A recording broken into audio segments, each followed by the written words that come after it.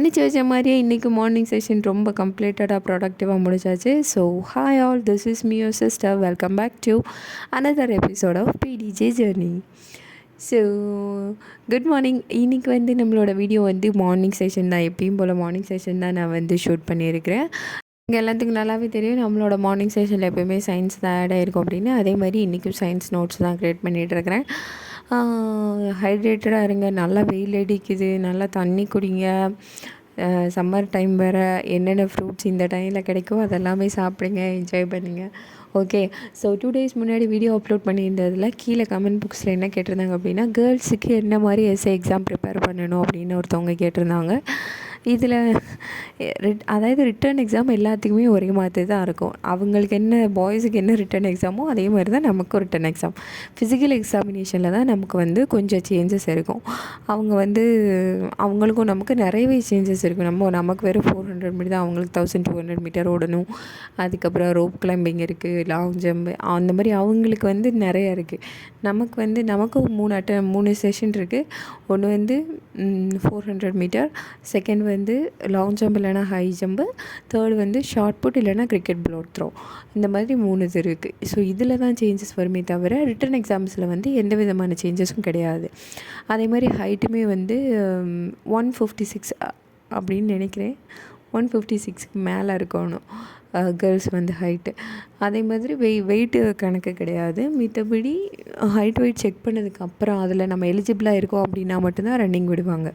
First எக்ஸாமில் pass பண்ணணும். எக்ஸாமில் பாஸ் பண்ணி அந்த கட் ஆஃப்குள்ளே நம்ம வந்துட்டோம் அப்படின்னா அதுக்கப்புறம் தான் ஃபிசிக்கல் எக்ஸாமினேஷன், அதுக்கப்புறம் தான் மெடிக்கல், தென் அதுக்கப்புறம் இன்டர்வியூ, மாக் இன்டர்வியூ, அதுக்கப்புறம் தான் ட்ரைனிங், டியூட்டி அதெல்லாமே.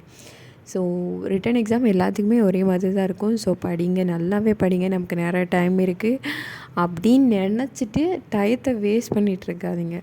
டயத்தை யூட்டிலைஸ் பண்ணி நிறைய டைம் இருக்குதுன்னு யூட்டிலைஸ் பண்ணுங்கள். டைம் நிறைய இருக்குது அப்படின்னு நினச்சிட்டு நீங்கள் பாட்டுக்கு ஃப்ரீயாக அசால்ட்டாக இன்றைக்கி பார்த்துக்கலாம், நாளைக்கு பார்த்துக்கலாம், இன்றைக்கி படிச்சுக்கலாம், நாளைக்கு படிச்சுக்கலாம், இன்றைக்கி பார்த்துக்கலாம் அப்படின்னு சொல்லிட்டு டயத்தை ரொம்ப வேஸ்ட் பண்ணாதீங்க. இருக்கிற ப்ரெஷியஸான டயத்தை நல்லாவே யூஸ் பண்ணுங்கள். இப்போ நம்ம எவ்வளோ ஹார்ட் ஒர்க் பண்ணுறோமோ அது இன்னொரு 3 மாதம் 4 மாதத்தில் அதோட பிரதிபலிப்பு அந்த 4 மாதத்துலேயே நமக்கு தெரிஞ்சிடும். எவ்வளோ சீக்கிரம் தெரியுது பாருங்கள். யாருக்காச்சும் இந்த மாதிரி ஒரு ஆப்பர்ச்சுனிட்டி கிடைக்குமான்னு சொல்லுங்கள். ஸோ அடுத்த அட்டம்ப்டில் பார்த்துக்கலாம், அதுக்கடுத்த அட்டம்ப்டில் பார்க்கலாம் அப்படிலாம் நீங்கள் நினைக்காதீங்க. ஒரு அட்டம்ப்ட் எடுக்கிறோமா, புக்கை தொடுறோமா, 4-5 மாதம் படித்தோமா, சரி நோட்டிஃபிகேஷன் வந்துச்சா, 3 மாதம் ரொம்ப தெளிவாக படித்தோமா, எக்ஸாம் எழுதணுமா, பாஸ் பண்ணோமான்னு எழுதிட்டு போயிட்டே இருக்கணும். நம்ம அதை வச்சு இழுத்து அடிச்சுட்டே இருக்கக்கூடாது.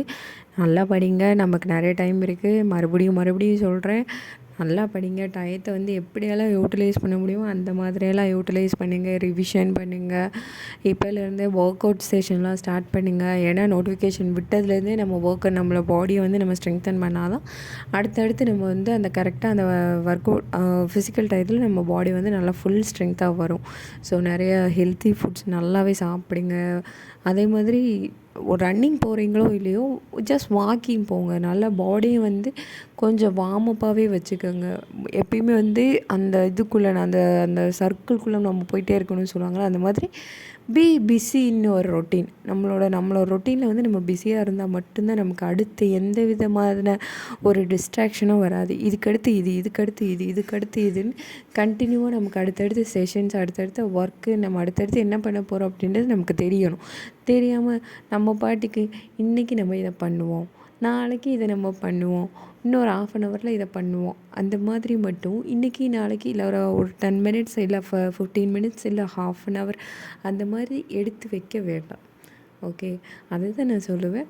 ஸோ இன்றைக்கி வீடியோ அவ்வளோதான். இது சிம்பிள் இது தான். எஸ்ஏ எக்ஸாமுக்கு கேர்ள்ஸுக்கு என்ன படிக்கணும்னு கேட்டிருந்தீங்கன்னா, எப்பயும் போல் நார்மலாக சிலபஸ் வெப்சைட்டில் சிலபஸ் இருக்கும். சிலபஸ் என்னவோ அதை மட்டும் நல்லா தரவாக படிங்க போதும். ஸோ இந்த வீடியோ முடிஞ்சுச்சு. பாய்.